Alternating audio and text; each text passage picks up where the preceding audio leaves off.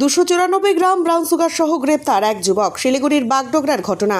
মাদকের বিরুদ্ধে ধারাবাহিক অভিযানে আবারও বড় সাফল্য পেল শিলিগুড়ি মেট্রোপলিটন পুলিশ। বাগডোগরা থানা, সাদা পোশাকের পুলিশ এবং এসওজির যৌথ অভিযানে 294 গ্রাম ব্রাউন সুগার সহ এক যুবককে গ্রেফতার করা হয়েছে। পুলিশ সূত্রে জানা গিয়েছে, ভুট্টাবাড়ি এলাকার মুনি চা বাগানের কাছে NH 31 সংলগ্ন এলাকায় গোপন সূত্রে খবর পেয়ে অভিযান চালায় স্পেশাল অপারেশন গ্রুপ এবং বাগডোগরা থানার পুলিশ। সেই সময় তল্লাশি চালিয়ে এক যুবকের কাছ থেকে 294 গ্রাম ব্রাউন সুগার ও একটি মোবাইল ফোন উদ্ধার করা হয়। ধৃতের নাম বিপুল সিংহ। ধৃত মালদার বাসিন্দা বলে জানা গিয়েছে।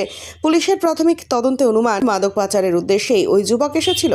তবে তার আগেই পুলিশের জালে ধরা পড়ে যায় অভিযুক্ত। শিলিগুড়ি মেট্রোপলিটন পুলিশের তরফে জানানো হয়েছে, নেশা বিরোধী অভিযানে তারা জিরো টলারেন্স নীতি গ্রহণ করেছে। ধৃতকে গ্রেফতার করে আদালতে তোলা হয়েছে এবং এই ঘটনায় আর কারা জড়িত তা খতিয়ে দেখছে পুলিশ।